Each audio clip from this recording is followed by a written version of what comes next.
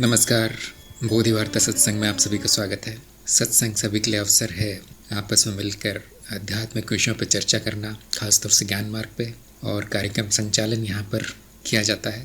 तो आज हम एक परीक्षा से शुरू करेंगे जो संदीप की परीक्षा है। संदीप से मैं जानना चाहता हूँ कि क्या आप उपस्थित हैं और परीक्षा के लिए तैयार हैं? हाँ गुरुदेव, तैयार हूँ। आपको 10 प्रश्न दिए जाएंगे।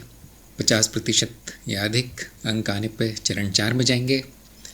बाकी सभी लोग शांतिपूर्वक सुनते रहिए प्रश्नोत्तर। उसके बाद आप सभी लोगों के प्रश्न लिए जाएंगे। तो ये है आपके प्रश्न। आराम से पढ़िए और आराम से उत्तर दीजिए।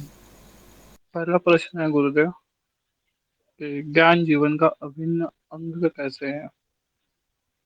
ज्ञान ज्ञान यानी कि अनुभवों का संयोजन है। यानी कि जो भी हमें अनुभव होते हैं, अनुभवों का संयोजन ज्ञान है। तो जो भी हम चलते हैं फिरते हैं, जो भी बातें करते हैं, वो हमें ज्ञान के वजह से ही होते हैं। इसलिए यह हमारे जीवन का अभिन्न अंग है ज्ञान। दूसरा प्रश्न है, हीन ज्ञान साधनों साधनों से क्या हानि होती है। इस हीन ज्ञान साधनों से हमें अंधविश्वास, दुख दुख तरह तरह की चीजें, जो भी हमें अज्ञान होता है इन साधनों से, उसकी वजह से हमारे जीवन में बहुत सारे दुख दिखाई देते हैं। जैसे मनोविकार भी हो सकते हैं, गुस्सा, द्वेष, ये दिखता है। तत्व और सत्य, तीसरा प्रश्न है, तत्व और सत्य में क्या भेद है। तत्व जो कभी नहीं बदलता उसे तत्व कहते हैं। सत्य अ, अनुभवों का वर्गीकरण है। तत्व वो है जो कभी नहीं बदलता और सत्य वो है जो अनुभवों का वर्गीकरण। चौथा प्रश्न है, अस्तित्व और आनंद भिन्न कैसे है। अस्तित्व वह है जिसमें सब कुछ है, जिसमें सब कुछ है, चर अचर, जीव, समय, हर गुण। वो निर्गुण है जिसका तत्व शून्य है। और आनंद वो है जो हमें होता है, जो हमारा तत्व है वो आनंदित है। तो उसमें कोई भी भिन्नता नहीं है। तत्व और आनंद एक ही है, बस नाम अलग है। पांचवा प्रश्न है, यदि अनुभव करता सर्वव्यापी है तो शरीर के अंदर क्यों नहीं। अनुभव करता के अंदर ही सब कुछ है। ये शरीर, सब कुछ अनुभव करता के अंदर ही आते हैं। बस यह चित्त वृत्ति के वजह से हमें ये लगता है कि वो शरीर में नहीं है, वो हर जगह है। बस उसे होकर जाना जा सकता है। अनुभव समय छठवां प्रश्न है, अनुभव समय से क्रम में होता है, सही या गलत। अनुभव निरंतर होते हैं तो वो क्रम में नहीं होता, तो ये गलत है। हम अनुभव निरंतर है। सातवां प्रश्न है, माया में संभावना क्यों है। माया का अर्थ होता है जो भी हमें दिखाई देता है, जो भी परिवर्तनशील है, वो माया का ही भाग है। और माया ये अस्तित्व का ही एक भाग है। तो माया में अनगिनत संभावना है। आठवां प्रश्न है, नाद किन तत्वों से बना है। नाद नाद का अर्थ होता है दो अवस्थाओं का परिवर्तन। नाद पराभौतिक और परामानसिक। नवा प्रश्न है, पढ़ते जीव तक ही क्यों सीमित है। पढ़ते जीव तक ही क्यों सीमित है। पढ़ते जीव तक ही क्यों सीमित है। पढ़ते जीव तक सीमित नहीं है, पढ़ते असीमित है। है। 10वां प्रश्न है, कौन सी अवस्था विकास को दर्शाती है? अज्ञान का नाश, प्रगति, गुण, ये अवस्था विकास को दर्शाती है। गुरुदेव प्रणाम, मेरे उत्तर समाप्त हुए। धन्यवाद, बहुत अच्छा प्रयास रहा आपका। आपको मिलते 5.5 अंक 10 में से, जो कि थोड़े कम है, लेकिन फिर भी पास हो गए आप। मूल ज्ञान और परिभाषाएं आपको अच्छे से आ गई है, थोड़ा सा अभी विस्तार में ज्ञान नहीं हुआ है। तो मेरा यही सुझाव है कि चलते रहिए। अब आप चरण 4 में हैं, तो चरण 4 की साधना के साथ वो ज्ञान का विस्तार भी थोड़ा सा विस्तार में देख लीजिए उसको, उस गहरे उतर जाइए ज्ञान में। तो मैं जानता हूँ कि केवल वीडियो देखकर, लेख लिखकर कोई पंडित नहीं बन सकता, लेकिन वो शुरुआत है। लेकिन आपकी शुरुआत बहुत अच्छी हुई है और आप आगे प्रगति करेंगे, काफ़ी अच्छी संभावना है। तो आप आ गए चरण 4 में। साप्ताहिक रिपोर्ट भेजते रहिए, 3 महीने तक आपको प्रयोग सिखाए जाएंगे। धन्यवाद गुरुदेव, प्रणाम। तो इसमें से काफ़ी प्रश्न ऐसे आ गए हैं जिस पे अब स्पष्टीकरण देना पड़ेगा। शुरू में जो प्रश्न आए थे वो उनके उत्तर बिल्कुल सही थे। पहला प्रश्न था इनका कि ज्ञान जीवन का अभिन्न अंग कैसे है। तो इन्होंने बताया था कि खाना पीना, चलना फिरना, ये सब ज्ञान से ही आता है। तो किंतु इतना सुंदर उत्तर नहीं था, इसलिए आधे आधे अंक मिले। नंबर 2 बिल्कुल सही था इनका उत्तर, पूरे अंक मिले। नंबर 3 तत्व और सत्य में क्या भेद है, इनका उत्तर सही था, फिर भी आधे अंक मिले। जब हम कहते हैं सत्य अनुभवों का वर्गीकरण है, तो हम देखते हैं जिन अनुभवों को सत्य बताया गया है वो अपरिवर्तनीय है, और फिर ये भी बताया जाता है कि वो अनुभव ही नहीं है जो परिवर्तनीय है, वो तत्व है। इसलिए अंत में, सत्य की खोज के अंत में, तत्व ही सत्य है, जो बदलता नहीं वही सत्य है, निकलता है। सत्य की खोज जब शुरू होती है तो हाँ, ऐसे ही शुरू करते हैं कि मैं देखूं कौन सा अनुभव सत्य है, परंतु वो नहीं मिलता, देखने वाला सत्य मिलता है बस। तो इनको परिभाषाएं देने के लिए आधे नंबर मिल गए, किंतु भेद आपको पूरा बताना चाहिए था कि अंत में कोई भेद नहीं है तत्व और सत्य में। नंबर 4 और 5 इनके उत्तर बिल्कुल सही रहे। अस्तित्व ही आनंद है, सभी लोग जानते होंगे, मैं ही आनंद हूँ, मैं ही अस्तित्व हूँ। 5वां प्रश्न थोड़ा सा टेढ़ा था कि अनुभव करता सर्वव्यापी है तो शरीर के अंदर क्यों नहीं है। और ये प्रश्न वो लोग पूछ सकते हैं जिनको ये बताया गया कि मैं शरीर नहीं हूँ। फिर वो पूछ सकते हैं कि देखिए, एक तरफ तो आप कहते हैं कि मैं शरीर नहीं हूँ, दूसरी तरफ कहते हैं मैं सर्वव्यापी हूँ, अब ये तो गलत है, ये ज्ञान नहीं है, लोग कहेंगे। तो उसका उत्तर बहुत सीधा है जो संदीप ने दे दिया। मुझे आश्चर्य हुआ देख कर कि हाँ, इनका उत्तर बिल्कुल सही आया। एक लाइन का ही उत्तर है कि शरीर अनुभवकर्ता के अंदर है, मैं शरीर के अंदर नहीं, मैं शरीर के अंदर व्याप्त नहीं, शरीर मेरे अंदर है, मैं सभी जगह हूँ। उसमें ये छोटी मोटी वस्तुएं, चीज़ें, नश्वर अनुभव आते हैं जाते हैं सपने की तरह, और शरीर भी वैसा ही है, यही ज्ञान है। तो शुरुआत जो करेगा वो ऐसी करेगा, मैं शरीर नहीं हूँ, मैं ये नहीं हूँ, वो नहीं हूँ, किंतु जब उसको अपना अर्थ समझ में आएगा कि मैं हूँ क्या, तब वो जान पाएगा कि सब कुछ मैं ही हूँ, एक चीज़ नहीं हूँ मैं। इसी का अर्थ है सर्वव्यापी होना, सब कुछ हो जाना। नंबर 6 अनुभव समय के क्रम में होते हैं, सही या गलत। इनको आधे अंक मिले यहाँ पर, क्योंकि उन्होंने कहा गलत है, लेकिन कैसे गलत है वो बताने में थोड़ा सा गलती हो गई इनसे। इनको शायद पता है कि अनुभव का समय से कोई संबंध नहीं, इन्होंने कहा निरंतर है, लेकिन निरंतर का भी अर्थ यही होता है कि हमेशा चलने वाला। आपको यही बताना चाहिए था कि अनुभव समयहीन है, निरंतर की जगह समयहीन, कालहीन, काल के परे, ऐसा शब्द प्रयोग करते हैं हम। ऐसा बताना चाहिए था कि अनुभव समयहीन है, उस समय का भ्रम होता है बस।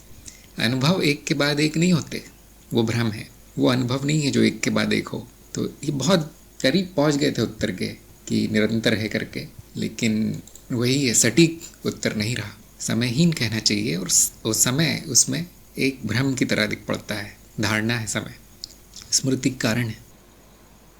नंबर 7 माया में संभावना क्यों है। तो इसमें 0 मिले, तो कोई बता सकता है कि सही उत्तर क्या है इसका। मैं सत्संग में पूछना चाहता हूँ, माया में संभावना क्यों है, कारण क्या है, या इस प्रश्न में ही कुछ गड़बड़ है। थोड़ा सा ध्यान दीजिए प्रश्न पर और बताइए। कमल ने कहा माया खुद एक संभावना है जो 0 में है। आपका उत्तर सही है। और कोई विचार और कोई मत? माया को हम संभावना नहीं बोलते वैसे, लेकिन ठीक है, माना जा सकता है। गौरव ने कहा माया परिवर्तनशील है, प्रतीत मात्र है, प्रतीति मात्र है, यहाँ कुछ भी प्रतीत हो सकता है। वो ठीक है, अब उसमें संभावना क्यों है, ये इस प्रश्न का उत्तर नहीं आया। और प्रज्ञा का कोई कारण नहीं। आपका उत्तर अपने आप में सही है, लेकिन थोड़ा ध्यान दीजिए प्रश्न पे। क्यों का कारण नहीं, ऐसा नहीं बोला जाता। क्यों शब्द की जगह कोई नाम रखिए वहाँ पे, कि अस्तित्व का कारण नहीं, अनुभव करता कारण नहीं, माया का कारण नहीं, संभावना का कारण नहीं। थोड़ा सटीक आप लिख सकते थे वहाँ पे। सुवेद ने कहा है शून्य में संभावना है, इसी को माया कहते हैं। बहुत अच्छा उत्तर है सुवेद का। कमल ने कहा संभावना प्रतीत होती है। ऐसा कहना ठीक नहीं है, संभावना प्रकट होती है, ऐसा कह सकते हैं। और वो जो प्रकट है वो ऐसा लगता है कि है, उसको कहते हैं प्रतीत होना। भारती ने कहा अस्तित्व शून्यता है इसलिए। हाँ बिल्कुल सही बात है आपकी, फिर भी मैं समझा नहीं। जानकी ने कहा माया नाद आधारित है, नाद में अनंत संभावना है। हाँ हाँ हाँ, आपको भी पूरे नंबर दिए जा सकते थे कि क्योंकि माया का कारण नाद है तो नाद में अनंत संभावना है। लेकिन ये विज्ञान का प्रश्न हो गया, विज्ञान का उत्तर हो गया।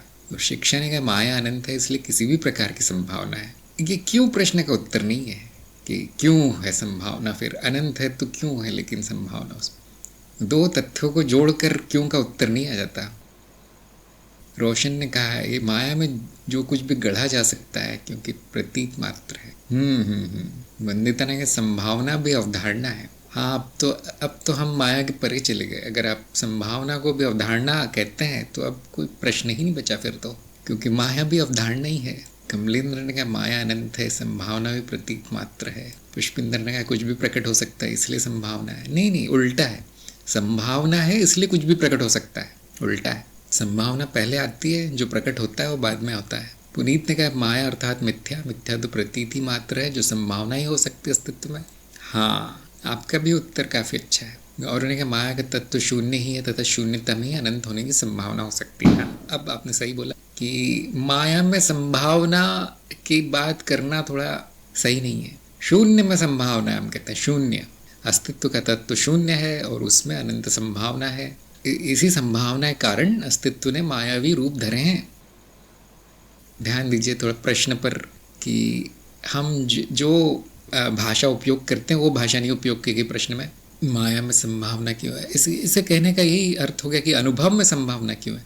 लेकिन वो ठीक नहीं है ऐसा प्रश्न करना। ये प्रश्न सही होगा कि अस्तित्व में संभावना क्यों है या शून्यता में संभावना क्यों है, और तब उत्तर आता है कि कोई कारण नहीं है उसका, ऐसा ही है, अस्तित्व यही है, संभावना ही अस्तित्व है। या फिर ये उत्तर आ सकता है कि हमने धारणा बना ली उस संभावना की, क्योंकि जानता नहीं है कोई क्यों है ये सब।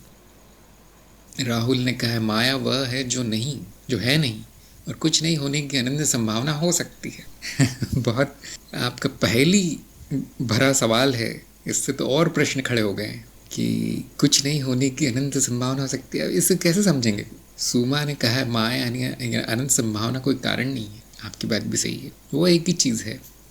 प्रज्ञा ने कहा शून्य के जितने भाग करते जाए अनंत है, इसलिए संभावना ही संभावना है। ये भी ठीक है। अमित ने कहा माया यथार्थ अर्थात जो नहीं है प्रतीति मात्र है, चूंकि तत्व शून्यता है इसलिए कहते हैं शून्य में ही संभावना। हाँ जी, हमेशा यही बोलना है कि शून्य में संभावना होती है। वो माया उसका प्रकट रूप है, उस संभावना का, है ना। माया वो है जो प्रकट है, किंतु संभावना निर्गुणता में निहित है, और ये कोई नहीं जानता कि वहाँ से कुछ कैसे प्रकट होता है, निर्गुण से कुछ गुण कैसे प्रकट हो सकते हैं, ये कोई नहीं जानता। केवल इतना जानते हैं कि कुछ प्रकट हुआ नहीं, और उसकी व्याख्या कि प्रतीत होता है ऐसा कह के छोड़ दी जाती है, मिथ्या है कह के छोड़ दी जाती है। जानता कोई नहीं क्या है ये, अर्थात ब्रह्म अज्ञेय है, बुद्धि के बाहर है। तो इस प्रकार एक अच्छा उत्तर रचा जा सकता था इसका, कि पहले तो प्रश्न में गलती है और फिर पूछना ही बंद कर दो ये क्यों है वो क्यों है, ब्रह्म के संबंध में वो नहीं बताया जा सकता। बहुत से मार्गों में उल्टा प्रश्न किया जाता है, क्यों नहीं। आप पूछ रहे हैं शून्य में संभावना क्यों है, हम पूछते हैं क्यों नहीं हो सकती। फिर सामने वाला भी चुप हो जाता है। तो इसमें प्रश्न करना ही बेकार है। नंबर 8 था नाद किन तत्वों से बना है। इस प्रश्न में भी इनको शून्य मिला कि नाद किन तत्वों से बना है, और इसका उत्तर बड़ा आसान हो गया कि नहीं, नाद तो बस व्याख्या है, परिकल्पना है। नाद किसी चीज़ से नहीं बना, किसी तत्व का नहीं बना, केवल नाम रख दिया गया है जो घटनाएं होती हैं उनकी व्याख्या करने के लिए, वह ऐसे ही पूछना ऐसे ही होगा कि गुरुत्वाकर्षण किन तत्वों से बना है। नहीं, वो केवल परिकल्पना है। वो जो घटनाएं होती है, जैसे पत्थर फेंको तो नीचे आता है, इनकी व्याख्या करने के लिए वो परिकल्पना बनाई गई है। वो चीज़ किसी तत्व से नहीं बनी, वो है ही नहीं। ऐसे ही नाद है, वैज्ञानिक धारणा है।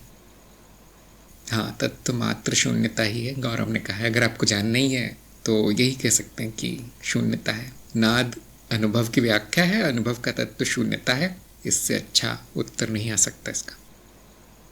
नंबर 9, परतें जीव तक ही क्यों सीमित है? ये भी मैं सत्संग में पूछना चाहूँगा, क्योंकि महत्वपूर्ण प्रश्न है और इसमें भी शून्य मिले संदीप को।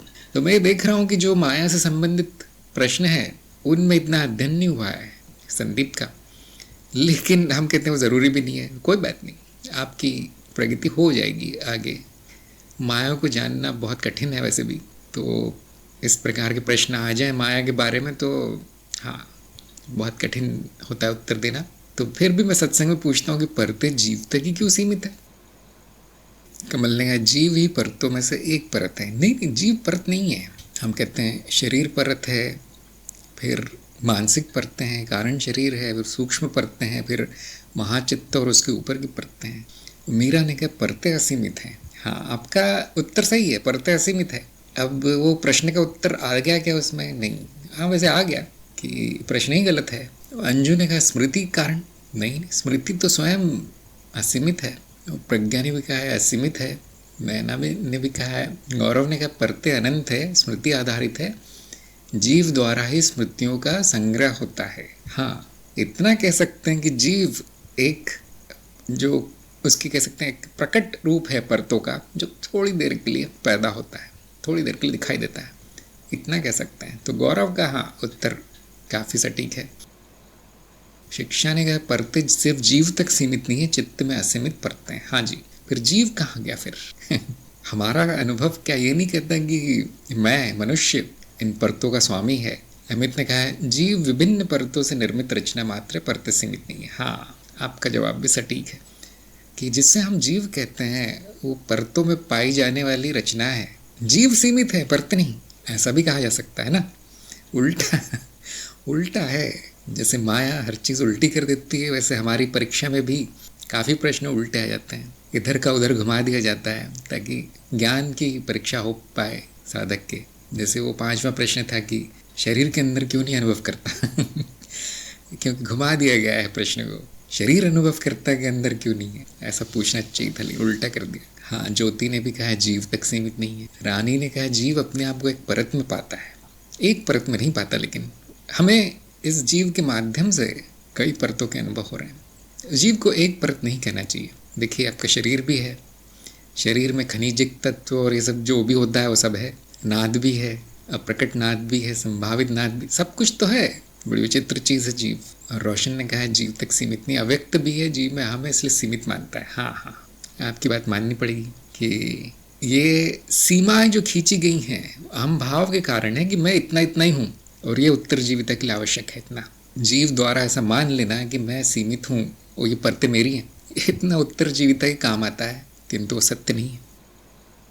सुवेद ने कहा है जीव अज्ञान आत्मज्ञान बोध न होने के कारण सीमित है। हाँ, और वो आत्मज्ञान अज्ञान जो भी हो जाएगा तब भी सीमित रहेगा। जो सीमित है वो सीमित है, वही अच्छा है उसके लिए, और जो असीमित है वो असीमित है। मैं हूँ, एक को दूसरे में नहीं बदलना, वो नहीं हो सकता।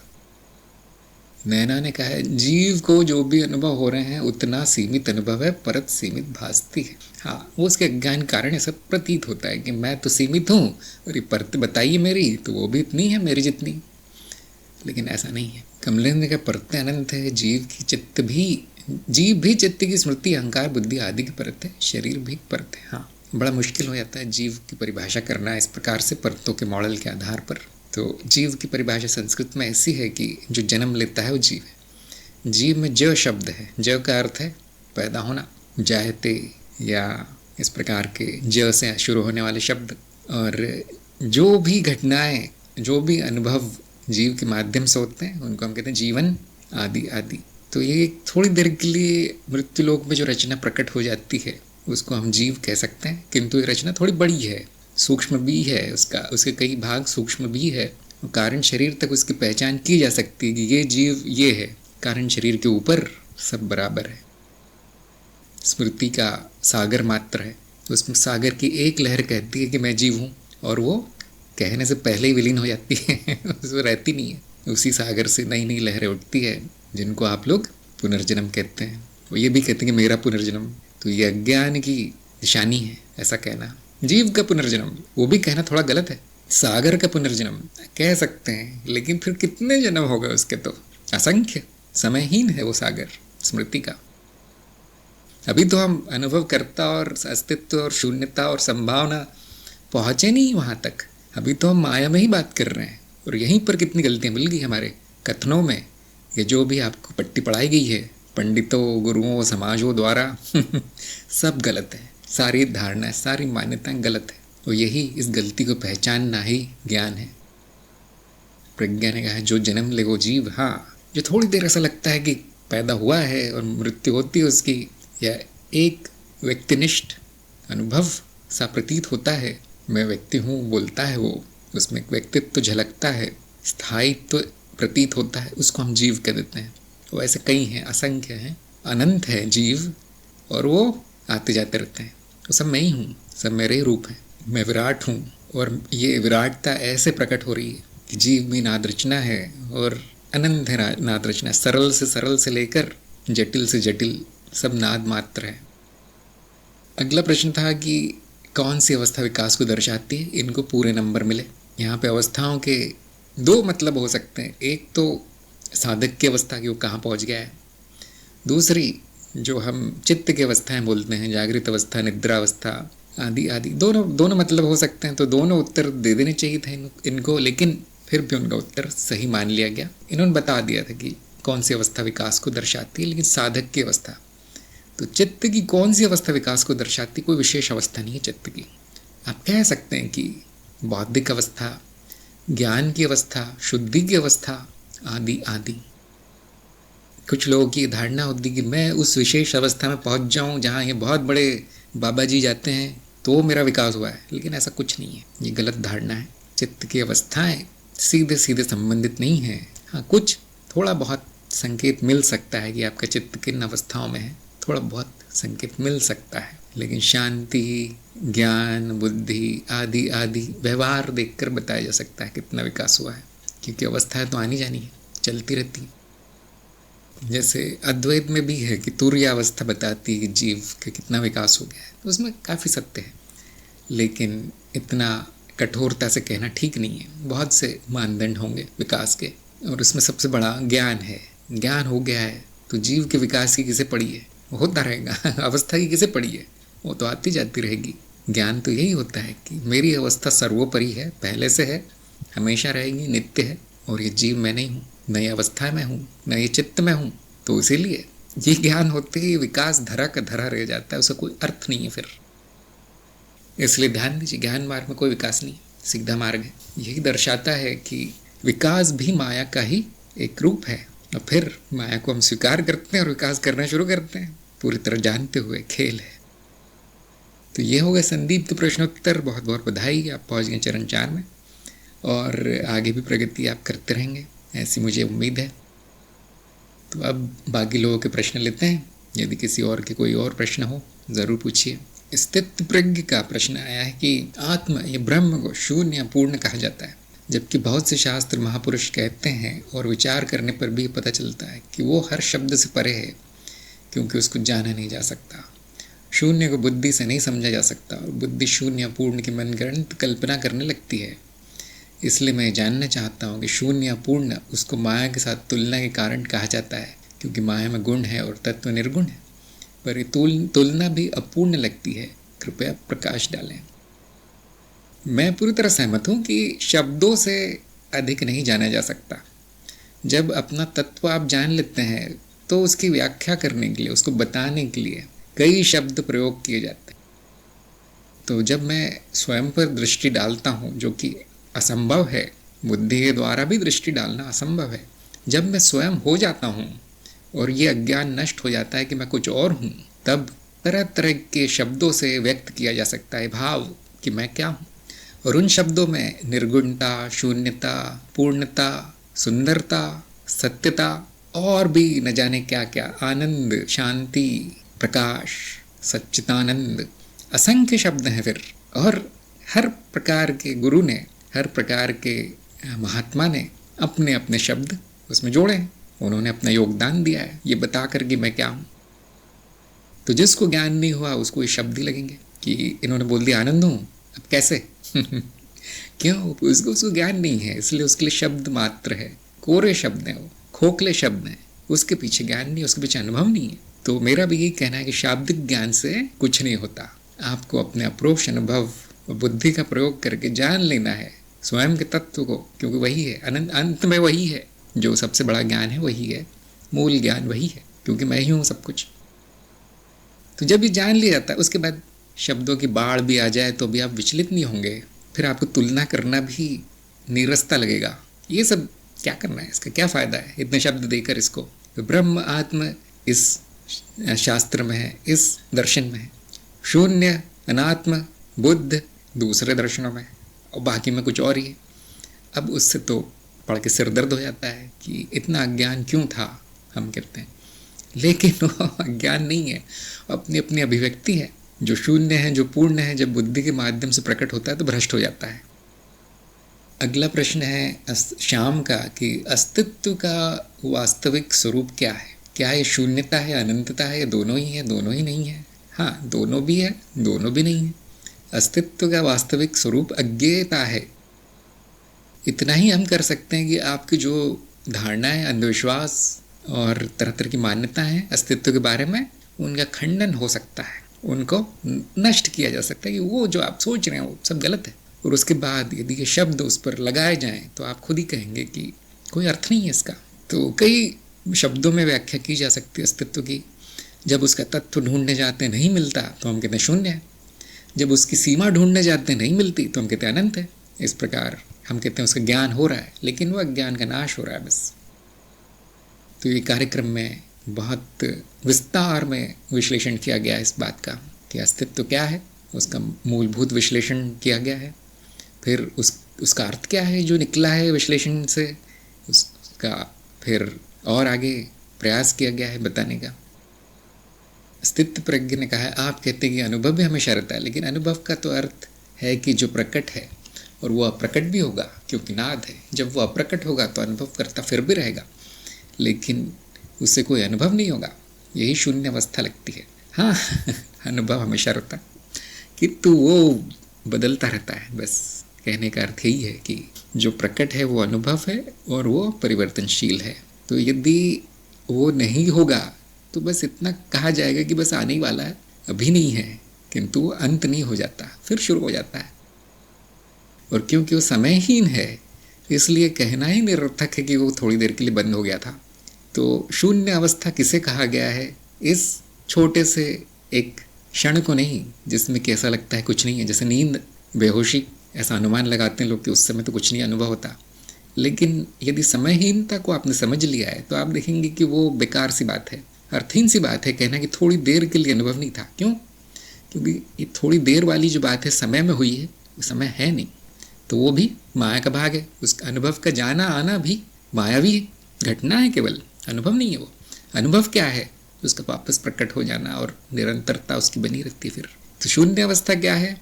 ये जान लेना कि मेरा तत्व शून्य है और उसमें उस स्मरण में रहना, ये शून्य अवस्था है। कैसे रहूं मैं शून्य में, कैसे हो जाऊं शून्य? पहले से है, ये जानना चाहिए। बहुत आसान है। देखिए, अगर मुझे कुछ से शून्य होना पड़ता, मैं कुछ हूँ अभी, और तब मुझे कोई क्रिया करके शून्य होना पड़ता तो बहुत कठिन हो जाता। फिर तो वो संभव भी नहीं था। क्या करते शून्य होने के लिए? नहीं हो सकता था। लेकिन भाग्यवश पहले से ही सब कुछ शून्य है। ये व्यक्ति शून्य है नहीं, धारणा मात्र है। ये जीव शून्य है, नाद मात्र है। ये चित्त शून्य है, प्रतीत होता है, माया मात्र है। ब्रह्म शून्य है, अनुभव करता शून्य है। इतना भाग्यशाली कौन होगा जिसको पहले ही पका पकाया शून्य दे दिया गया। अब शून्य अवस्था वो है जब मैं किसी विक्षेप में ना हूँ, जब मैं किसी गलत फहमी में नहीं हूँ कि मैं कुछ और हो गया हूँ। ये सही शून्य अवस्था है जो सदा है, नित्य है, अनंत काल से अनंत काल तक शून्य ही रहेगा।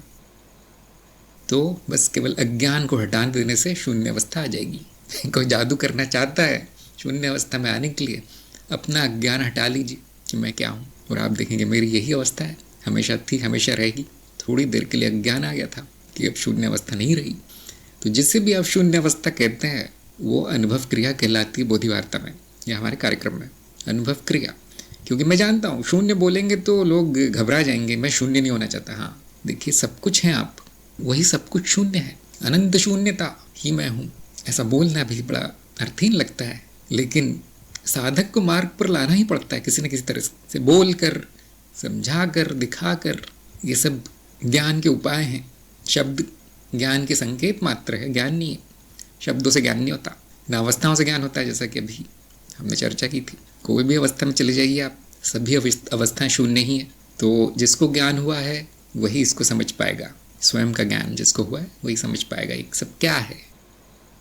जिसको नहीं हुआ है वो शब्दों में उलझा रह जाएगा, इसने तो वो कहा था, नहीं उसने तो वो कहा था, इस किताब में तो ये लिखा था, उस किताब में वो लिखा। अर्थात अज्ञान का गहरा अंधकार है और उसमें वो टटोल रहा है कुछ। तो अब सुव्यवस्थित ज्ञान लेना है। अब जिज्ञासा आ गई, अब अद्वैत वासना जाग गई, अब गुरु के पास जाके बैठना है। उपनिषद का अर्थ है गुरु के पास बैठना, गुरु से याचना। गुरु सीधे सीधे दिखा देता है क्या है क्या नहीं, जो कि हम त्रिज्ञान में आधे घंटे में कर देते हैं। इतना ही ज्ञान त्रिज्ञान ले लेगा जो, उसको ये सब करना नहीं पड़ेगा, इस तरह से अंधेरे में नहीं घूमना पड़ेगा। आधे घंटे का काम। श्याम ने कहा है, अष्टवक्र महागीता में अष्टवक्र कहते हैं केवल आत्मा ही है और कोई नहीं। फिर भी वह अपने पिता का बदला लेने के लिए राजा जनक के दरबार में जाते हैं, विद्वान को चुनौती देते। इसका अर्थ ये नहीं कि उन्होंने स्वयं संसार के द्वैत को स्वीकार कर लिया है, कि इसका अर्थ ये भी है कि जब इस संसार में तब तक हमें द्वैत के अनुसार ही कर्म करना है। हाँ गुरु जो करता है वो लीला है ना। ये दरबार, ये बदला, ये सब कहानी, क्या ये सत्य है? कोई नहीं जानता। पहले गुरु आ जाता है, अपना कार्य कर देता है, उसके बाद उसके गुरु के जो चेले हैं वो कहानियाँ लिख देते हैं गुरु के बारे में। इस देश की ये पद्धति है कोई नहीं जानता कहानियाँ। किंतु क्या गुरु द्वैत को स्वीकार करता है? बिल्कुल, और है ही क्या आपके जीवन में स्वीकार करने के लिए, लेकिन लीला के रूप में, माया के रूप में। और क्या इसका अर्थ ये भी, जब तक हम इस संसार में हैं तब तक हमें द्वैत के अनुसार ही कर्म करना है? आप ये बताइए, अद्वैत का कर्म क्या होता है? अद्वैत के अनुसार कौन सा कर्म किया जा सकता है? और क्या मैं कर्म करता हूँ? मैं तो दृष्टा हूँ, करता नहीं हूँ। अद्वैत के अनुसार इतना ही कहा जाएगा कि मैं करता नहीं हूँ, मैं दृष्टा हूँ। तो जो भी कर्म होते हैं वो माया का भाग है, और ऐसा माना जाता है कि जीव द्वारा किए जा रहे हैं। अंत में यही आप जानेंगे कि वो हो रहे हैं, किसी के द्वारा नहीं किए जा रहे। जैसे सब कुछ मिथ्या है वैसे कर्म भी मिथ्या है। जैसे जीव मिथ्या है वैसे जीव के कर्म भी मिथ्या है। अंत में जीव ब्रह्म है, लेकिन ब्रह्म का कोई कर्म नहीं, सब झूठ है, सपना है, ब्रह्म का सपना है। तो हाँ, सपने में जो हो रहा है वो सपने के नियम के अनुसार होगा। कर्म चित्त का नियम है, जिस सपने का नियम है उसके अनुसार ही होगा।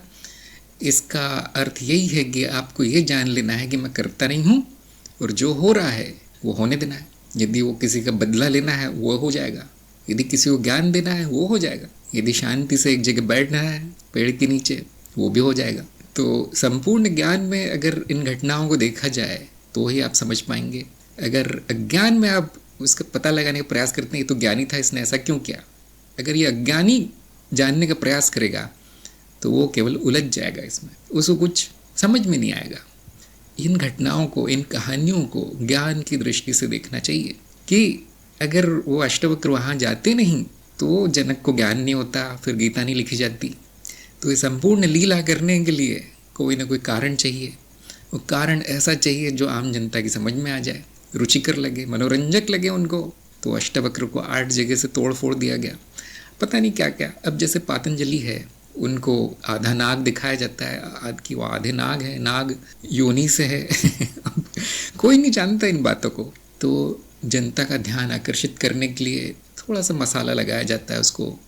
जैसे बच्चों को खिलौना रंग बिरंगा दिया जाता है, झुनझुना जो शोर करता है, वैसे ज्ञान को इन मिठाइयों में डुबा कर परोसा जाता है। अज्ञानी क्या करता है, वो मिठाइयाँ देखता है, वो खिलौना देखता है, उसके पीछे जो ज्ञान है उसको त्याग देता है। उसको समझ में नहीं आता वो क्यों बनाएगी वो कहानी, लेकिन ज्ञानी क्या है, सार ग्रहण करता है। अच्छा, इन्होंने इस कहानी के माध्यम से ये बताया है, इस गीता के माध्यम से ये बताया है, काम की चीज़ गीता है, न कि कहानी। ये कोई भी बुद्धिमान आदमी जान जाएगा 5 मिनट में। जैसे हंस को दूध और पानी मिला के दिया जाए तो दूध पी लेता है, पानी छोड़ देता है, ये भी कहानी। वैसे ज्ञानी या बुद्धिमान साधक जो सार है उसको जान लेता है, वो जो बेकार है त्याग देता है। तो शाम को मैं यही सुझाव दूंगा कि जो सार ग्रहण कीजिए, जो भी बताया गया है शास्त्रों में, गुरुओं द्वारा, कथाओं में, गीताओं में, उसमें जो महत्वपूर्ण चीज़ है उसको ग्रहण कीजिए। बाकी बेकार है, कोई अर्थ नहीं उसका। इसने ऐसा क्यों किया था, उसने वैसा क्यों किया था, इसने ये कपड़े क्यों पहने थे, उसकी दाढ़ी इस रंग की क्यों थी। देखिए, यहाँ पर बुद्धि की अत्यंत कमी है। बेकार की चीज़ों में भटक रही है बुद्धि। सही संदेश जो दिया गया है उस कथा के माध्यम से, जो केवल भूमिका है उस गीता के शुरू करने की, उस संदेश पर ध्यान दीजिए। संपूर्ण ध्यान वहाँ होना चाहिए ज्ञानी का, कि ज्ञान की बात कहाँ बताई गई है। अंजू ने पूछा है, संकल्प शक्ति में वृद्धि कैसे करें। ये तंत्र मार्ग का विषय है। तो आपका कार्यक्रम समाप्त होने के बाद तंत्र बोधि कार्यक्रम में आ जाइए। उसमें संकल्प शक्ति बढ़ाने के बहुत सारे उपाय बताए गए। कम से कम 4 या 5 वीडियो केवल संकल्प के बारे में है तंत्र बोधि में। तो यदि आपका कार्यक्रम पूर्ण हो गया है तो आप अब आज भी उसमें खाता खोल सकते हैं, आ सकते हैं सीधे। नहीं हुआ है तो पूर्ण कर लीजिए। स्थितप्रज्ञ का अनुभव हमेशा है तो परिकल्पना लगती है, क्योंकि इसका हमें अप्रोक्ष ज्ञान नहीं है। अनुभव प्रकट होता है, विलीन हो जाता है, वास्तव में तो वो है ही नहीं। फिर शाश्वत कैसे हुआ? क्योंकि अगर वो दोबारा प्रकट हो जाता है इसका मतलब गया नहीं। जो बीच में जो घटना हुई है वो स्मृति में नहीं छपी, बस इतना कह सकते हैं। तो ये अनुभव स्मृति में न छपना भी अनुभव है। आपको ये अप्रोक्ष अनुभव कौन सा हुआ है कि मुझे अनुभव नहीं हो रहा? क्या ये अनुभव होता है कि देखिए ये 5 मिनट हो गए, मुझे कोई अनुभव नहीं हुआ? तो ये वो 5 मिनट अनुभव ही है फिर। हाँ, वो नहीं हो रहा जो रोज होता है। यदि आपको अप्रोक्ष ज्ञान हो गया कि देखिए इस अवधि में कोई अनुभव नहीं था, तो वही तो अनुभव था फिर। बस वो आपके रोज का अनुभव नहीं था, वस्तुओं का, विचारों का, आदि आदि। तो अनुभव चला जाएगा, ये परिकल्पना है। अनुभव का अंत होता है, ये परिकल्पना है। इसका कोई अप्रोक्ष अनुभव नहीं किसी को, उल्टा है। तो वास्तव में वो नहीं है, अनुभव नहीं है, अनुभव प्रतीत होता है। और ये प्रतीत जो होता है वो सदा होता है। जब भी आप अनुभव लेने जाएंगे वो वहाँ पड़ा मिलेगा, हमेशा मिलेगा। ऐसा कोई पल नहीं मिलेगा आपको कि अनुभव नहीं है। क्यों ऐसा कहा जाता है? क्योंकि जैसे ही अनुभव होता है स्मृति में छप जाता है। अब आप जानेंगे कैसे कि अनुभव नहीं हुआ? क्योंकि अगर वो अनुभव नहीं हुआ तो स्मृति में नहीं छपेगा, तो उसका कोई प्रमाण नहीं बचेगा। इसलिए ये परिकल्पना है मानना कि एक दिन अनुभव समाप्त हो जाएगा, ये तो खाली पुलाव है। इस दौरान मेरा अनुभव समाप्त हो गया था, तो स्मृति में क्या छपा है फिर? उसका समाप्त होना और शुरू होना तो छपा है स्मृति में। इसका मतलब वो अंत नहीं हुआ था, स्मृति अंत हुई थी। स्मृति में उतनी चीज़ अंकित नहीं हुई, इतना कहा जा सकता है। और यदि वो अनुभव सच में समाप्त हो गया उतनी अवधि के लिए, तो स्मृति में कुछ अंकित नहीं होगा। फिर ये कहना ही कठिन है, ये कहना ही असंभव है कि वो अंत हुआ था, क्योंकि उसका कोई प्रमाण नहीं होगा। स्मृति ही तो प्रमाण है कि वो नहीं था। स्मृति में ही छपा होगा कि वो नहीं था। अब स्मृति ही नहीं होगी तो प्रमाण भी नहीं होगा। जैसे एक आम आदमी है, वो जब रात को सोता है, तकिए पे सर रखता है, उसको उतना ही अनुभव होता है, उसके बाद कुछ नहीं। उसके बाद जो अनुभव होता है, मैं उठ रहा हूँ, अब वो बिस्तर से उठ रहा है। बीच में क्या होता है? वो मान्यता है कि उस समय कोई अनुभव नहीं हुआ, जबकि ऐसा नहीं। अनुभव उसको निरंतर हुआ है, सोने से पहले, उसके बाद कोई उसमें बीच में टूटा नहीं है वो, फिर सोने के बाद। बीच में जो हुआ है वो मान्यता है। अप्रोक्ष अनुभव अनुभव की निरंतरता का है, उससे खंडित होने का कोई अप्रोक्ष अनुभव नहीं है। इस पर विचार कीजिए। अंजू ने पूछा है, कर्म भी मिथ्या है तो कर्म फल क्यों आते हैं? वो भी मिथ्या है, मिथ्या का फल मिथ्या ही आएगा। आपने शायद ये मान लिया कि फल सत्य होंगे, ऐसा कोई फल बता दीजिए जो सत्य है। तो क्यों आते हैं? नियम है चित्त का, ऐसा ही होता है। उसकी व्याख्या की जा सकती है विज्ञान द्वारा, चित्त के विज्ञान द्वारा, लेकिन अंत में क्यों का कोई जवाब नहीं है। ऐसा लगता है कि कर्म है, ऐसा लगता है कि फल है, ऐसा लगता है कि वो नियम है क्योंकि कभी टूटता नहीं है, लेकिन है संपूर्ण मिथ्या। तो आपके प्रश्न का उत्तर इस अनुभव में आएगा कि कौन सा फल सत्य है। जानने का प्रयास कीजिए। तो आपको यही पता चलेगा जैसे कर्म मिथ्या है वैसे फल भी मिथ्या है। स्थितप्रज्ञ ने कहा है तो कि योग मिथ्या है जो निर्विकल्प समाधि या चित्तवृत्ति निरोध या केवल्य की बात करता है, सभी अनुभव चित्तवृत्ति मात्र है और योग में संपूर्ण वृत्ति निरोध की बात आती है। तो अब ये मार्गों की मिलावट हो गई। मार्गों की मिलावट करेंगे तो ज्ञान नहीं होगा, उलझन होगी। जिस मार्ग में जो कहा गया है यदि आप उस मार्ग के हैं तो उसको सत्य मान के साधना शुरू कर देनी है। मैं इतना बता सकता हूँ ज्ञान मार्ग में क्या कहा गया है। ब्रह्म अनुभव है, ब्रह्म अनुभव करता है और ब्रह्म समय के परे, देश के परे, सभी धारणाओं के परे नित्यता है। अब वो अनुभव यदि ब्रह्म है, ब्रह्म का ही स्वरूप है, तो कहाँ जाएगा? ब्रह्म ही अस्तित्व है। अस्तित्व कहाँ चला जाएगा? मैंने आंख बंद कर ली तो क्या अस्तित्व चला जाएगा? इस तरह से विचार कीजिए और मार्गों की मिलावट मत कीजिए। यदि आप योग मार्ग के बारे में जानना चाहते हैं तो योग मार्ग के गुरु आपको बहुत अच्छे से बता पाएंगे। मैं बताऊंगा तो उलझन हो जाएगी आपको। जो धारणा एक मार्ग में है वो दूसरे में लागू नहीं होती। जैसे बहुत से लोग कहेंगे आपने कहा कि सभी अनुभव माया है तो कुंडलिनी में माया है। नहीं, कुंडलिनी मार्ग में कुंडलिनी सत्य है, ज्ञान मार्ग में अनुभव माया है। आपको मार्ग छोड़ना पड़ेगा कुंडलिनी, तब आप इस बात का प्रमाण ले पाएंगे कि हाँ क्या है क्या नहीं है। कुंडलिनी मार्ग में जो है उनको कुंडलिनी को सत्य मानकर साधना करनी है।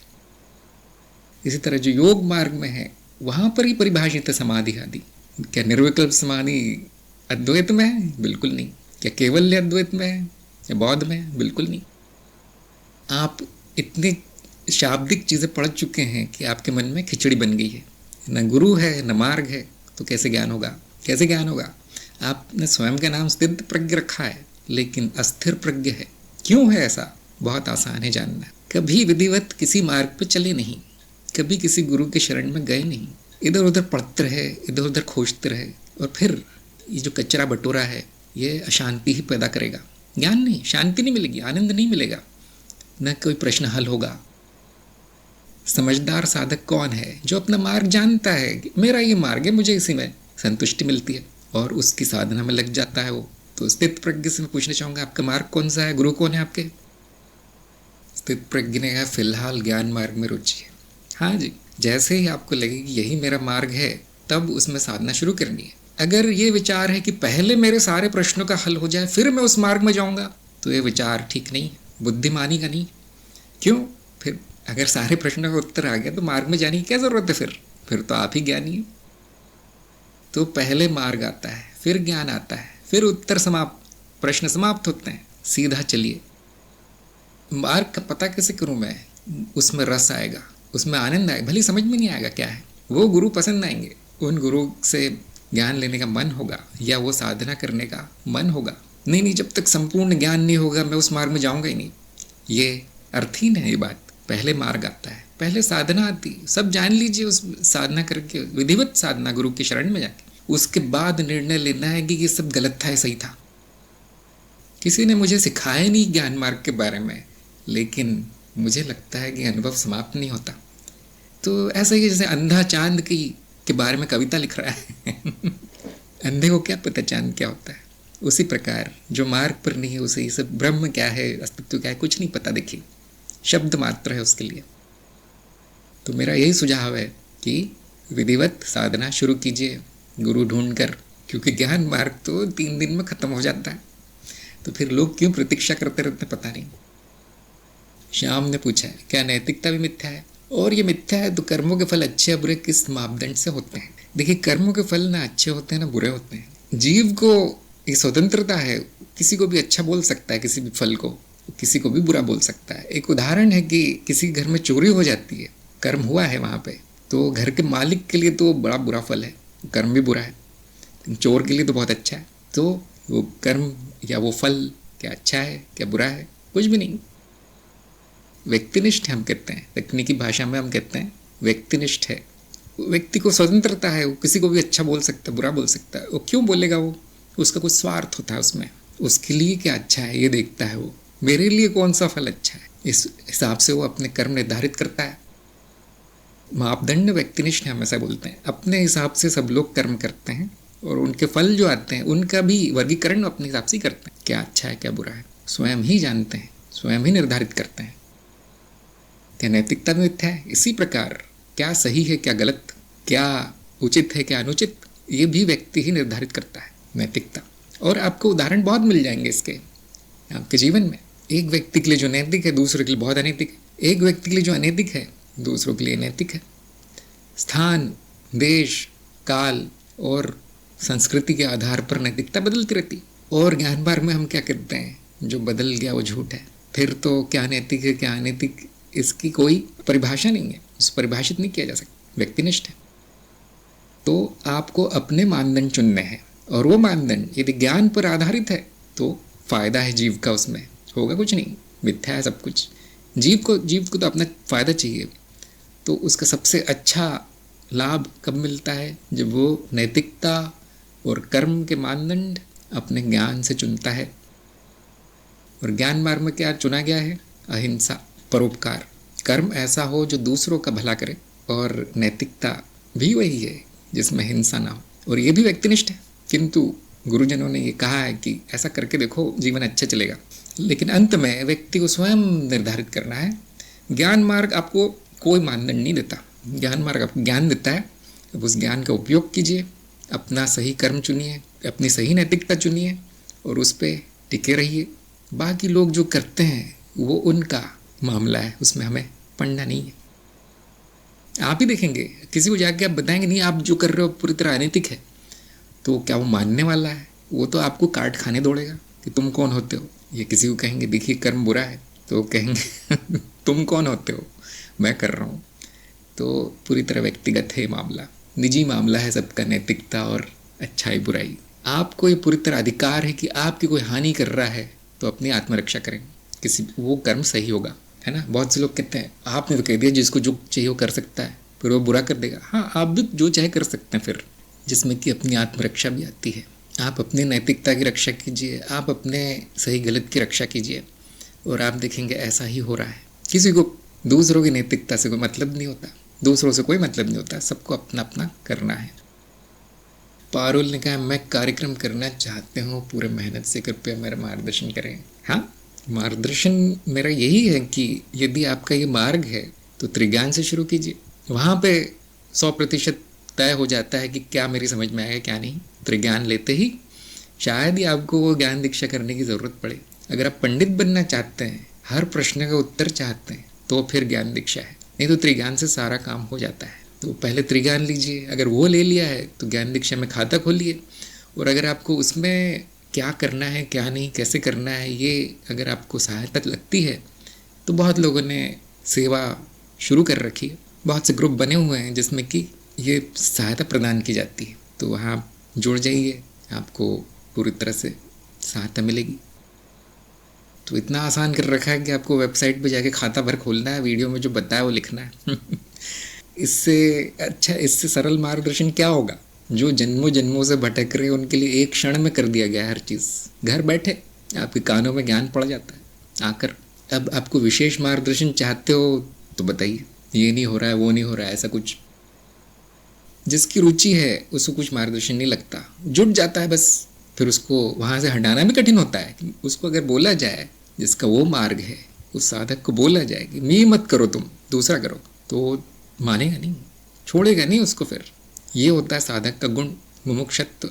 इतनी ज़्यादा इच्छा है उसकी ज्ञान की, अब वो खुद ही मार्ग ढूंढ लेता है। और जो खाता खोल के 1 साल से बैठे हैं, शायद उनका ही मार्ग है नहीं फिर।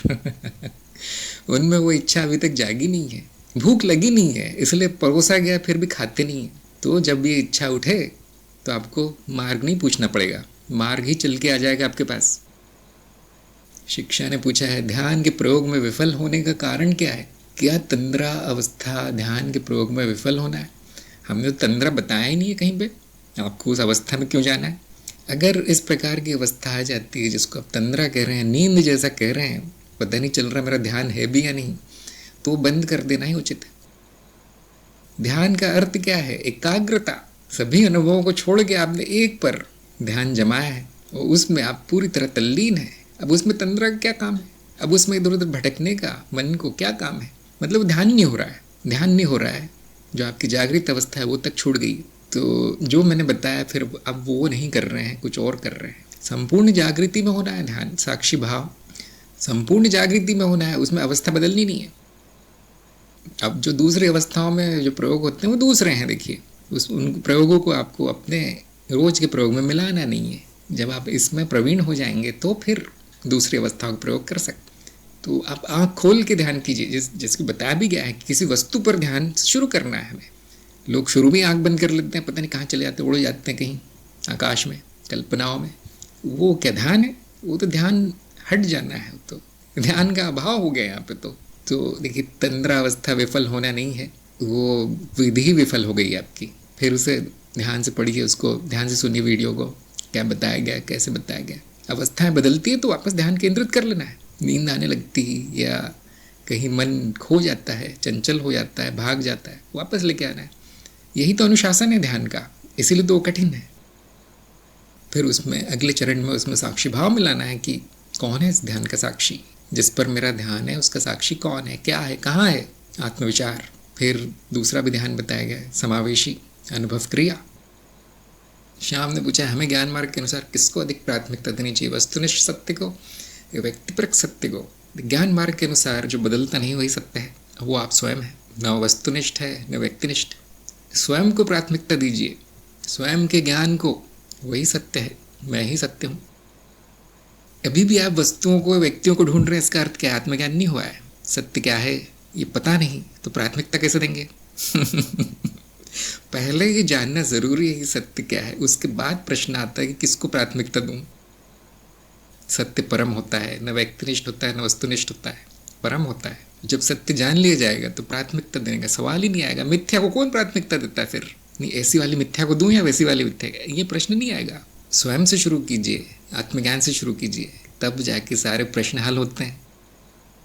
क्या ज्ञान मार्ग में हम ऐसे शुरू करते हैं कि ये लो वस्तुनिष्ठ, इससे शुरू करो? नहीं, ज्ञान मार्ग में ऐसे शुरू करते हैं कि मैं क्या हूँ, मेरा तत्व क्या है, तत्व की परिभाषा क्या है। तो आपका भी वही मामला लगता है कि मार्ग पकड़ा नहीं है आपने अच्छे से। जो एक गांव से दूसरे गांव जा रहा है उसको वहाँ से शुरू करना है जहाँ पे वो खड़ा है। जो कूदेगा आगे जाके कि चलो वहाँ से शुरू करते हैं जहाँ मैं पहुँचा नहीं हूँ, तो क्या उस यात्रा में कोई अर्थ है? पहले मैं वो जान लूँ वस्तुनिष्ठ ये सब, जबकि मैं स्वयं को नहीं जानता, तो क्या इसमें कोई अर्थ है? कोई अर्थ नहीं है। आप किसी को भी प्राथमिकता दीजिए, सब बराबर है। जो स्वयं को नहीं जानता उसकी, वो जो भी करता है सब बराबर है। उसका हर विचार यूं ही है, उसमें कोई कारण नहीं है, उससे कोई अर्थ नहीं है। क्यों? सब अज्ञान में तो हो रहा है। कौन सा वाला अंधेरा अच्छा है, दाएं या बायां? सब कुछ तो अंधेरा ही है। अब उसमें अच्छा बुरा क्यों पूछते हो? तो पहले प्रकाश डालना है। प्रकाश क्या है पहले वो पता करना चाहिए कि प्रकाश क्या है। वो गुरु ही बता सकता है और कोई नहीं बता सकता आपको। तो जितने भी लोग सुनने वाले, चाहे वो सत्संग में मुझे सुनते हैं चाहे यूट्यूब में सुनते हैं, ये बात पक्की समझ लीजिए कि आपको कुछ नहीं पता चलेगा। आपका जीवन ऐसे ही व्यर्थ जाएगा जब तक आपको मार्ग और गुरु नहीं मिलेंगे। उसको प्राथमिकता देनी चाहिए। मेरा मार्ग क्या है, मेरा गुरु कौन है। जो इतना समझ गया उसके लिए बाकी सब खेल है। फिर कोई संघर्ष नहीं बचेगा। ज्ञान मार्ग में आएंगे तो जल्दी हो जाएगा काम, लेकिन शायद बहुत से लोगों को पसंद नहीं आता है। जल्दी क्यों हो जाता है, मैं तो जीवन भर चाहिए। ठीक है, कोई और ले लो। उसमें जो गुरु बताएगा उसको प्राथमिकता देनी है, बहुत आसान है। क्यों, मैं आपको बता भी दूंगा कि देखिए ये ज़रूरी है, इसको प्राथमिकता दीजिए।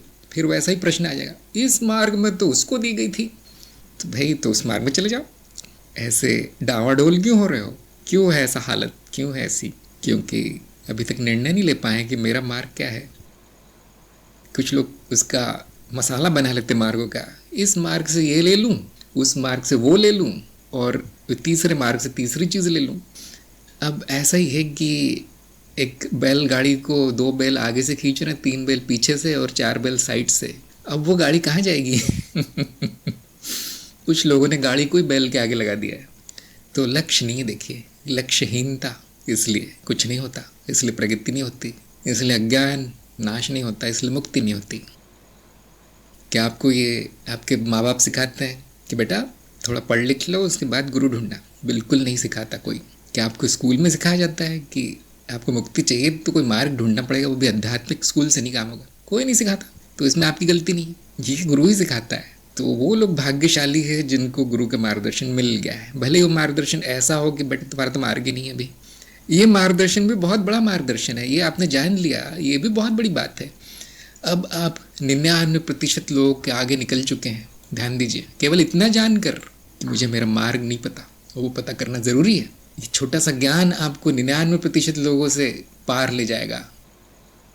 एक बार मार्ग मिल गया, एक बार गुरु मिल गया, उसके बाद कोई चिंता नहीं, उसके बाद आपका संघर्ष समाप्त हो जाता है। अब व्यवस्थित साधना होती है।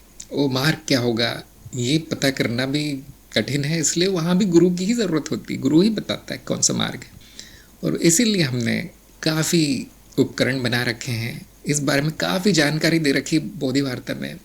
ये विषय हर सत्संग में उठ ही जाता है कि मार्गहीन लोग प्रश्न पूछना शुरू करते हैं। जो ज्ञान मार्ग पर नहीं वो भी आ जाते हैं प्रश्न पूछने, कोई बात नहीं, लेकिन जब उनको कहा जाता है कि पहले मार्ग चुन लीजिए तो बेचारे निराश हो जाते हैं कि क्या ऐसा भी करना पड़ता है, नहीं गुरु तो होना चाहिए। नहीं नहीं, मैं तो सब पढ़ के समझ लूँगा, मैं तो 25 मार्गों पे हूँ, आप तो छोटे मोटे गुरु हैं एक ही मार्ग पे। ऐसे भी आ जाते हैं। कुछ गुरु की परीक्षा लेने आ जाते हैं, इनको आता है कि नहीं पहले जान लो। अरे बेटा तुम दूसरे की परीक्षा ले रहे हो तो खुद ही गुरु हो, फिर ये जान लो कि मुझे क्या नहीं आता, फिर गुरु से पूछो कैसे जान। अगर वो बता देते हैं तो वो गुरु है, नहीं तो नहीं। बहुत आसान है। तो बहुत से उपकरण बना रखे, बहुत से वीडियो बना रखे हैं जो कि समझाने का प्रयास करते हैं, बिना गुरु के भी समझाने का प्रयास करते हैं। मार्ग कैसे जाना जा सकता है, जिसकी थोड़ी सी बुद्धि है, थोड़ी सी कृपा है, जिस पर वो अपना मार्ग स्वयं चुन सकता है। क्या होगा, ज़्यादातर गलत निकलेगा। आपको कैसे पता गलत है? प्रगति नहीं होगी, प्रश्न वैसे ही रह जाएंगे, विकार आ जाएंगे, मनोविकार, शारीरिक विकार, दोष आ जाएंगे, तरह तरह के, जीवन नरक हो जाएगा। ऐसे पता चलता है कि वो मेरा मार्ग नहीं है। और कैसे पता चलेगा कि मेरा मार्ग है वो?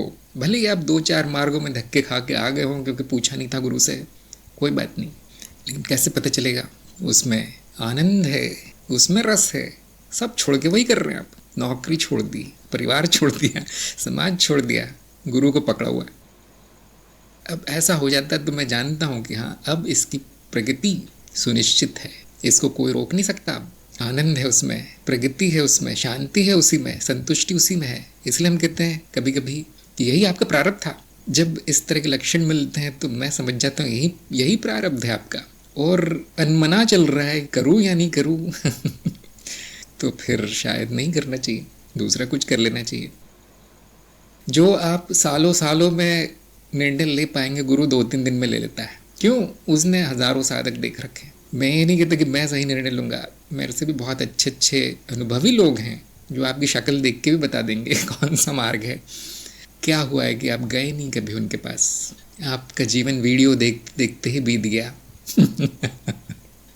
वीडियो बनाने वाले से भी मिल लेते एक बार, आपका जीवन कहानियाँ सुनते सुनते बीत गया। कहानियाँ लिखने वाले से भी पूछ लीजिए ऐसी क्यों लिखी आपने।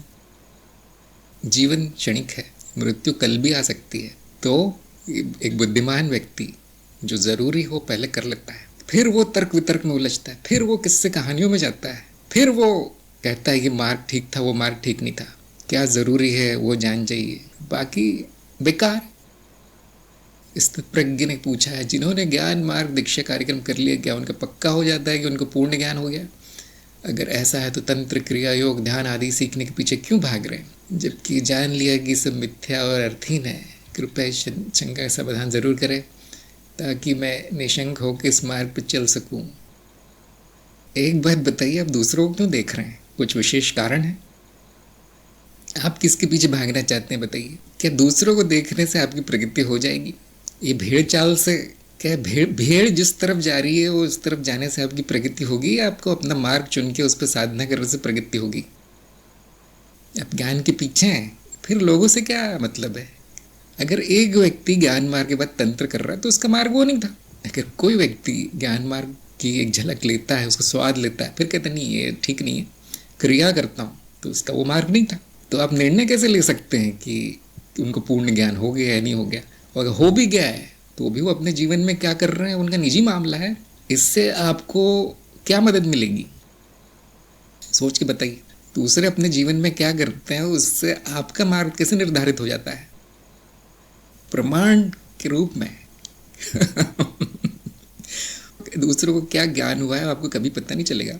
दूसरे जो अपने मन मुंह से बोल देंगे मुझे संपूर्ण ज्ञान हो गया था ज्ञान दीक्षा में, क्या वो प्रमाण है? वो मूर्खता है। आपको जब तक नहीं होगा आपको पता नहीं चलेगा।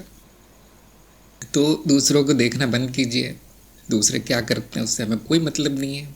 स्वयं का जीवन स्वयं निर्धारित कीजिए, कौन से कार्यक्रम से ज्ञान होगा, कौन से नहीं, कौन से मार्ग से कौन से, वो आपको प्रयोग करके देखना है। स्वयं के अनुभव से जानेंगे कि मेरा मार्ग क्या है, कौन सा कार्यक्रम से ज्ञान होगा, कौन सा नहीं हुआ तो छोड़ देना है। शायद आप ये सोच रहे होंगे कि यहाँ पर भी विज्ञापन बाजी होगी, हमारे मार्ग में आ जाओ, हमारे कार्यक्रम में। मैं तो कहता हूँ सबसे बुरा यही है। बोधि वार्ता सबसे कठिन है, ज्ञान दीक्षा कार्यक्रम सबसे बोरिंग है, यहाँ मत आना। हमारा विज्ञापन यही कहता है। अब आपको प्रमाण मिल गया शायद, क्योंकि किसी ने बोल दिया है कि वो बेकार है। क्या ये प्रमाण है? ऐसे ही कोई बोल देता है कि बहुत अच्छा है वो, वहीं चले जाओ, संपूर्ण ज्ञान है, तो क्या वो प्रमाण है? नहीं। शंका का समाधान हो गया, बहुत खुशी की बात है। कभी कभी स्वयं निर्णय लेना अच्छा होता है, दूसरों के भरोसे मत रहिए। दूसरे तो आपको बहका देंगे, भ्रमित कर देंगे, भरमा देंगे। 10 लोग कहते हैं कुएं में कूदना सबसे अच्छा मार्ग है। अब क्या ये क्या Amazon.com है कि ये खरीद लो, ये बर्तन 10 लोगों ने रेटिंग की है इसकी? ये आपका निजी मामला है, अध्यात्म मेरा निजी मामला है। चलो कोई बात नहीं, आपकी शंका का समाधान हो गया। अब सोच विचार कीजिए, और शंका हो तो सत्संग में आके पूछ लीजिए। हमारा मार्ग कठिन है और रूखा सूखा सा है, बेकार सा है, कुछ नहीं मिलता है यहाँ पे। ये ध्यान में रखते हुए आपको आगे बढ़ना है। श्याम ने पूछा है, अध्यात्म की तरफ बचपन से झुकाव रहता है, अन्य कार्य करते हुए भी अध्यात्म की तरफ ही रुचि रहती है। बहुत अच्छी बात है। आप पूछना क्या चाहते हैं कि मैं क्या करूं? अब आपको ये देखना है कि मेरा झुकाव किस मार्ग की तरफ है। अध्यात्म बहुत बड़ी चीज़ है, बहुत बड़ा क्षेत्र है, एक छोटी सी चीज़ नहीं है। ये गले में माला डाल लो और ऐसा कुछ जप करो, उल्टा सीधा मंत्र, क्या वो अध्यात्म है? बेवकूफ़ी है। अध्यात्म का क्षेत्र सबसे बड़ा है सभी क्षेत्रों में, चाहे वो सामाजिक क्षेत्र हो छोटा सा है, विज्ञान का क्षेत्र छोटा सा है, सबसे बड़ा क्षेत्र अध्यात्म का ही है। इसीलिए लोग यहाँ भटकते रहते हैं। तो अब आपको ये देखना पड़ेगा कि मुझे करना क्या है। क्या सिर्फ रुचि होने से मेरा जीवन सफल हो रहा है? हो रहा है तो कोई बात नहीं, उसमें आगे कैसे बढ़ना है। जिसकी रुचि होती है उसको रोक नहीं सकते आप, जिसकी नहीं होती वो बस सोचता रह जाता है। ऋतु ने पूछा है कि गुरु का मिलना तय है क्या? हाँ, तय है। जैसे आपके जीवन की हर घटना तय है, वैसे गुरु का मिलना भी तय है। अब ये सुनते ही बहुत लोगों को बड़ी परेशानी हो जाती है कि आपने कैसे कह दिया तय। तो इसीलिए जिसको अभी तक ये ज्ञान नहीं हुआ है कि निर्धारित कैसे है हर चीज़ मेरे जीवन की, ये जीवन कैसे निर्धारित है, यहाँ तो कुछ भी होता रहता है, अनियमित सा चल रहा है जीवन, इन्होंने कैसे बोल दिया कि तय है। उन लोगों की भलाई के लिए, उनके कल्याण के लिए, उनके लाभ के लिए बोला जाता है कि आपके हाथ में है, ये निर्णय आपके हाथ में है कि आप किसको गुरु बनाएंगे, कब, क्यों, किससे मिलेंगे। स्वयं निर्णय लीजिए, स्वयं की इच्छा है। ये झूठ उनको बोला जाता है क्योंकि सच निगल नहीं पाएंगे वो, और समझ भी नहीं पाएंगे। तो उनकी प्रगति किस में है? उनकी प्रगति क्या बोलने में है कि देखिए आपकी इच्छा है, आपको कौन सा गुरु चाहिए ले लीजिए, आपको कौन सा मार्ग चाहिए ले लीजिए, साधना शुरू कीजिए, प्रयोग शुरू कीजिए। प्रयोग से ही पता चलेगा कि मेरा मार्ग क्या है क्या नहीं। आपको पसंद नहीं दूसरा कीजिए। ऐसे उनको थोड़ा सा आगे बढ़ाया जाता है। अगर मैं बोल दूँ देखिए आपका गुरु मिलना निर्धारित है, इस दिन, इस समय, इस दिशा में मिलेगा, इस देश में। अब वो व्यक्ति हाथ पे हाथ रख के बैठ जाएगा, इन्हें तो बोल दे निर्धारित, अब तो होके रहेगा। तो इससे बचने के लिए हम कहते हैं कि नहीं, प्रयास ज़रूरी है। ये पूर्व निर्धारित क्या है और क्या नहीं, ये बहुत आगे जाके पता चलेगा आपको, अभी नहीं। अभी तो इतना ही पता कर लीजिए कि मेरे हाथ में क्या है, मुझे कौन सा कार्य करना है, और यही मान के करना है कि पूरी तरह मेरी इच्छा से होगा वो, इसी में आपका कल्याण है। जैसे किसी को बता दिया जाए कि बेटा सब कुछ माया है, तो उसकी बुद्धि बहुत अच्छी चल रही हो तो कहेगा तो फिर आप भी माया, आपके वचन भी माया, आप ये जो गुरु जो जिसके पास ले जा रहे हैं गुरु भी माया, उसका ज्ञान भी माया, तो फिर करने को क्यों बोलते हो। तो कभी कभी किसी को कोई ज्ञान दे देना उसके लिए हानिकारक होता है। ऐसे व्यक्ति को हम क्या कहते हैं? झूठ बोलते हैं। देखिए जगत सत्य है, आपका जीवन सत्य है, पुनर्जन्म हो जाएगा अगर कर्म नहीं किए तो, साधना नहीं की तो कष्ट मिलेगा, दुख मिलेगा, मनुष्य होने से आगे जाना है या नहीं, ये सब पट्टी पढ़ाई जाती है। तब वो व्यक्ति थोड़ी बहुत प्रगति करता है, तब वो सुनता है। ये सब माया है। ये किसको बताया जाता है? जो तैयार है सुनने के लिए, जिसका मानसिक संतुलन बिगड़ नहीं जाएगा वो सुन के, ऐसे व्यक्ति को बताया जाता है। और गुरु केवल प्रतीक्षा करता है कि कौन है जो मेरे पास आएगा। वो वही आएगा जो तैयार है सुनने के लिए गुरु के वचन, और कोई नहीं आएगा। और सब यही कहेंगे, ये गुरु तो पता नहीं क्या पीकर बोलते हैं मुझे भी पिला दो कोई। तो जो जहाँ है वहाँ से शुरू करना है। इसे कहते हैं हम बहुस्तरीय ज्ञान। जिन्होंने नहीं देखा वीडियो देख लीजिए बहुस्तरीय ज्ञान का। सीधे ज्ञान मार्ग में आना असंभव है क्योंकि वो अंतिम है। एक दो ही आ पाएंगे यहाँ पे, इसलिए हमारा कोई विज्ञापन नहीं है। मैं जानता हूँ विज्ञापन करूँगा तो ऐसे ऐसे लोग आ जाएंगे जिनका कोई लेना देना नहीं है ज्ञान मार्ग से। इसलिए ज्ञान मार्ग के वीडियो में ही ज्ञान मार्ग की बुराई भरी है। क्यों? 99% वहीं छट जाते हैं मैंने देखा है 90% तो इसीलिए नहीं कार्यक्रम करते क्योंकि उनको हिंदी में लिखना पड़ेगा। तो इस तरह से हम मना करते हैं लोगों को मार्ग में आने के लिए, ज्ञान मार्ग में, खास तौर से इस मार्ग में मेरे द्वारा जो चलाया जा रहा है। और जो उसके लिए तैयार है, जो मजबूत हो गया है, साहसी है, वीर है, वही आ पाता है। तो हाँ, जो भी है वो निर्धारित समय पर होता है, लेकिन उसके लिए साधक को प्रयास बंद नहीं कर देना है। क्या प्रयास बंद कर देने से होगा? नहीं, कोई नहीं जानता। हमारा कर्तव्य है ढूंढना, फिर जो निर्धारित हो जाता है। जैसे एक कहानी सुनाई जाती है, एक उदाहरण दिया जाता है कि किसी की सोने की अंगूठी गुम हो गई। अब लोग पूछते कहाँ गिराई, कहाँ पे, तो एक स्थान बताता है कि यहाँ पे गुम हुई। अब क्या अंगूठी वहाँ है? हाँ, वहीं पे मिलेगी वो। क्या निर्धारित है कि वो अंगूठी वहीं मिलेगी? हाँ, वहीं मिलेगी जहाँ गिरी। लेकिन आदमी वो घर पे बैठ जाएगा कि वो निर्धारित है, वहीं है, मैं क्यों खोजूं? तो क्या उसको मिलेगी? कभी नहीं। तो ये पूर्व निर्धारित है कि आपको अंगूठी वहीं मिलेगी, इतना खोजने पर ही मिलेगी। ध्यान दीजिए, ये लीला ऐसी ही रची गई है, इसको समझना कठिन है। इसलिए यही निर्देश दिया जाता है कि ढूंढो, वही मिलेगी तो इतना ढूंढने के बाद ही मिलेगी। जब सूरज निकलेगा, जब दिन होगा, तभी मिलेगी। अभी रात है। संदीप ने कहा है गुरु तो हमें ढूंढते हैं, हम गुरु को ढूंढ ही नहीं सकते। हाँ, आप जिसे ढूंढेंगे वो गलती होगा। गुरु बताता है कि तुम मेरे शिष्य हो, शिष्य नहीं बताता कि आप मेरे गुरु हैं बहुत से शिष्यों को ये गलत फहमी है कि मैंने आपको गुरु मान लिया है, अब आपको वही करना पड़ेगा जो मैं चाहता हूँ। मैंने कहा ठीक है, लेकिन मैंने तो आपको शिष्य नहीं माना।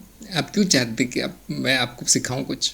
तो अंत में गुरु ढूंढते हैं शिष्य को, और वो भी इधर उधर नहीं ढूंढते हैं, वो उनमें से ढूंढते हैं जो उनके पास चले आते हैं। ज्ञान मार्ग में कोई गलती से आ गया तो फिर बलि चढ़ जाता है वो व्यक्ति। आप जानते हैं यहाँ कुछ बचता नहीं है, यहाँ फिर ढूंढने का भी नहीं बचता, फिर गुरु भी नहीं बचता, शिष्य भी नहीं बचता। अंजू ने कहा है कि गुरुजी ने कहा था भक्ति मार्ग पर चले जाना, पर प्रगति के भाव में ज्ञान में प्रवेश किया। थोड़ा बहुत तो सभी को करना पड़ेगा। देखिए, संघर्ष कि एक मार्ग से कभी कभी काम नहीं चलता। कुछ मार्ग ऐसे हैं जो कहते हैं 4 जन्म तक ये मंत्र जपो तो प्रगति होगी। कुछ लोगों को पसंद नहीं आते कि इसमें तो पता चलने में ही इतना समय लग जाएगा।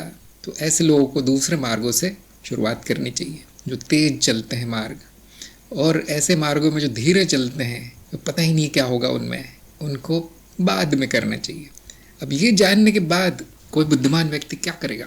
जो सबसे तेज में मार्ग है वो पहले चुनेगा, भले ही उसका नहीं है। क्यों? वहाँ पे फल जल्दी आ जाता है। तो सबसे तेज ज्ञान मार्ग है, अंतिम होने के साथ साथ तेज भी यही। तो कोई भी बुद्धिमान साधक होगा, पहले वो चाहेगा कि जहाँ पे कहते हैं कि इतने दिनों में फल आ जाता है, मुक्ति हो जाती है, ज्ञान हो जाता है, पहले वहीं से कर लेता हूँ। नहीं जमा, कुछ भी पसंद नहीं आया, कोई बात नहीं, अब दूसरा मार्ग, और उससे जो थोड़ा सा धीमा है लेकिन शायद वहाँ फल आ जाए। बहुत से लोग ये गलती इसीलिए करते हैं, गलत मार्ग इसीलिए चुनते हैं क्योंकि वो गुरु की बात नहीं मानते। गुरु भी कह देते हैं कभी कभी धीमा मार्ग ले लो, मैं ये वाला नहीं चलेगा, मानते नहीं है वो, तो वो जाते धीमे में ही हैं, लेकिन फिर और समय बर्बाद करके जाते हैं। तो सारा संघर्ष मार्ग मिलने तक का है, गुरु मिलने तक का है, उसके बाद कोई संघर्ष नहीं, उसके बाद प्रगति ही प्रगति है। तो शायद सभी के प्रश्न समाप्त हो गए हैं, हम सत्संग भी समाप्त करते हैं, 12 बजने वाले हैं। तो मुझे आशा है सबको अपने अपने प्रश्नों के उत्तर मिले होंगे, संतुष्टि हुई होगी, और इसी प्रकार प्रगति करते रहें, सभी आगे बढ़ते रहें। मेरी शुभकामनाएं सबके साथ हैं, और हम फिर मिलेंगे अगली सत्संग में। सभी का सत्संग में आने के लिए बहुत बहुत धन्यवाद। नमस्कार।